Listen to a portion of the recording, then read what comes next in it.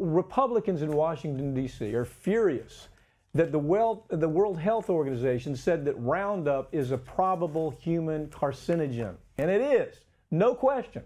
So to get back at that organization, they want the United States to completely stop funding cancer research for the World Health Organization because they didn't say what corporate America wanted them to say. And of course, we know that corporate America runs Washington, D.C., and they particularly run the Republicans, and we're really seeing it in this case. Can you imagine?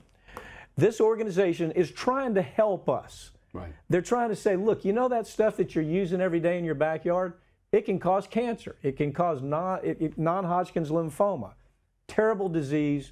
Usually it's going to be fatal, okay?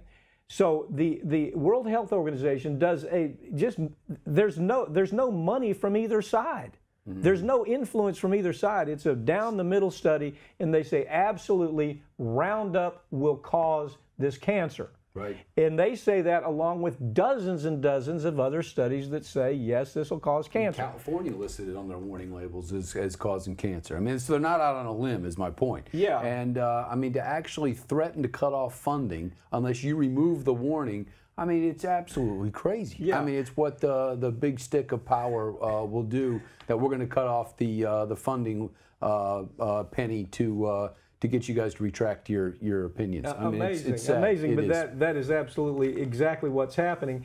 And the truth is, the World Health Organization they don't even have a dog in the fight. No. They it's just about as objective as you get. They it's just not study. bought and paid for science. Right, they say it's this stuff. governmental. Look, let me tell you something. Do not use Roundup. If you have Roundup in your home, throw it away. It will cause cancer. I'll be trying a case that says that and establishes that by the 1st of next year, and it may be the first case that establishes. Well, you know what's behind all this. The insecticide industry gets all organized, and they put their lobbying dollars together. They go to D.C. They've spent millions and millions. I think it's $4 million that Monsanto spent in the last year alone in D.C. lobbying the Republicans, and they put pressure. They put money into the organization out of D.C., and then you see these kind of results out of the lobby dollar. Peter, there's an incredible book out. I've been having to study this ad nauseum because I'm getting ready for trial. Mm-hmm. The documents are unbelievable. I saw a document today where Monsanto actually makes a presentation, and in there they talk about not only does it cause cancer, but they talk about the process of how it causes cancer. Now they say, well, we didn't say that, but that's what other people are saying. And here's the point. Shouldn't you have a choice? Absolutely. I mean, if they're not 100% sure, shouldn't you have a choice?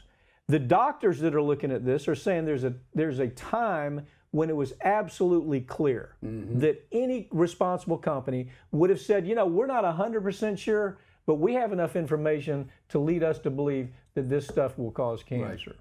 And still the company does nothing about it. To notify the people that are using it. Yeah. It just seems fair. Interesting thing about this, the Republicans are behind the company this time, but the Democrats were behind Monsanto for so long. Hillary Clinton, of course, was their big cheerleader, on GMO and various things. It's amazing what money will buy in Washington, D.C. Absolutely incredible.